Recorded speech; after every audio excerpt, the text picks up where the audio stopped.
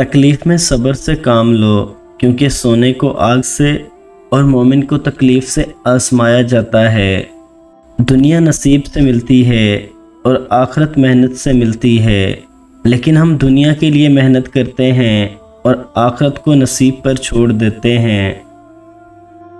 اچھے لوگوں سے اللہ پاک بہت امتحان لیتا ہے پر ساتھ نہیں چھوڑتا، اور برے لوگوں کو بہت کچھ دیتا ہے پر ساتھ نہیں دیتا۔ جب تم کسی میں کوئی عیب دیکھو تو اسے اپنے اندر تلاش کرو، اور اگر اپنے اندر پاؤ تو اسے نکال دو، یہ حقیقی تبلیغ ہے۔ چھوٹے چھوٹے گناہوں سے بچو، کیونکہ چھوٹے گناہ ہی بڑے گناہ کی طرف بلاتے ہیں۔ بے شک دلوں کا سکون اور چین اللہ عزوجل کے ذکر میں ہے۔ اگر تم اللہ کے ہاں اپنی حیثیت جاننا چاہتے ہو تو دیکھو کہ اس نے تمہیں کس کام میں لگا رکھا ہے۔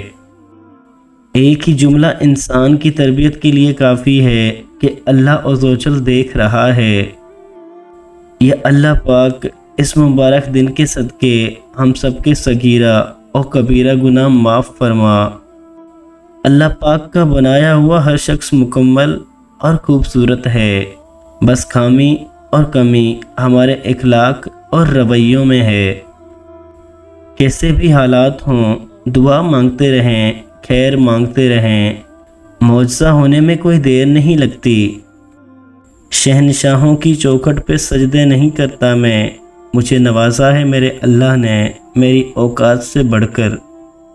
دوسروں کے لیے اچھا سوچو گے تو اللہ پاک تمہارے لیے راستے بنا دے گا اور مشکلیں آسان کر دے گا۔ یا اللہ پاک میرے وہ گناہ معاف فرما جو میری دعاؤں کو قبول ہونے نہیں دیتے۔ کسی سے نیکی کرتے وقت بدلے کی امید نہ رکھو، کیونکہ اچھائی کا بدلہ انسان نہیں دیتا بلکہ اللہ پاک دیتا ہے۔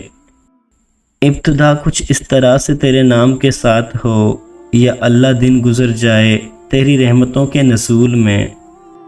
یا اللہ پاک جو سر تیرے آگے جھکتا ہے اسے اپنے بندوں کے آگے جھکنے سے بچا۔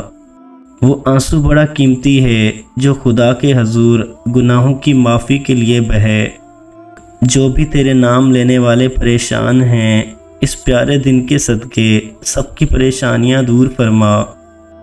یا اللہ پاک میرے والدین کو ان 70,000 لوگوں میں شامل فرما جو بغیر کسی حساب کتاب کے جنت میں داخل ہوں گے۔ یوں تو رحمت ہے تیری تیرے غضب پر حاوی، پھر بھی محشر میں خدایا میرا پردہ رکھنا۔